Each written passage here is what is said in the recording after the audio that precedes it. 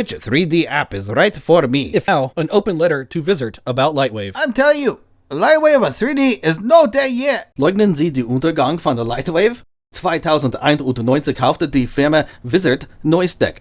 Alle ursprünglichen Software-Ingenieure von Lightwave sind gegangen. Wenn Sie Lightwave googeln, geht es in der neuesten Pressemitteilung darum, neue Verkäufer und Russlands zu finden. Ganz zu schweigen davon, dass Vizrt keine Public Feature Roadmap Policy hat. Yeah, well, I don't like this pessimist attitude. Wenn ich Sie Vizrt wäre, würde ich Lightwave Open Source machen. Modernisieren die Benutzerforum zu einem Stark Exchange und erstellen Sie dort einen Lightwave Plugin Marketplatz. You are most boring tutorial person I ever watched.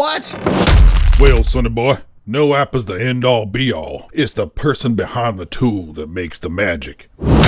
If your foregrounds and backgrounds are 100% 3D and final outputs are more or less completed in your 3D app, then you might choose Blender. For example, you create artistic simulations of orbital launches for an aerospace startup. Another Blender use case might be for the pure special effects artist who wants code-level control over geometry and simulations. But then again, Houdini is a leading VFX alternative. If you spend most of your time modeling, you might be familiar with ZBrush. It's a great option, but many users are now frustrated by Maxon's new pricing tiers. Not only is Blender free, it has an excellent sculpting, modeling, and scribbling workflow. You can even sculpt with pressure-sensitive tablets. Additionally, Blender has the most feature parity with Lightwave and shares many similar concepts, such as 4-viewport mode. There's overlap with many of the mesh deformation tools, and it has a similar timeline with a more robust keyframe interface. If you spend half your time compositing in After Effects and the other half in 3D, you may want to pick Cinema 4D, since it has native AE integration, but it comes with a price tag. C4D is great if you do a lot of motion graphics, but not a lot of intricate modeling and complex animation. If you work with game devs or output FBX animations for use in augmented reality, you might go with Blender, or maybe a combo of Maya, ZBrush, or C4D. Of course, get familiar with Unity 3D or the Unreal Engine. It's also great to learn Snapchat's Lens Studio or Meta's Spark AR tool if you want to make social media filters. There's some cool new augmented reality and real-time tools in Blender now. Coupled with the Cycles in-viewport ray-traced renderer, you're cooking with fire, if you can find a badass GPU. Aspiring to animate Hollywood-style 3D character animations? You might choose Maya. Maya commands a very large share of the feature-length narrative market, but I have a feeling that Blender's fast product evolution and wide adoption by the young skewing open source community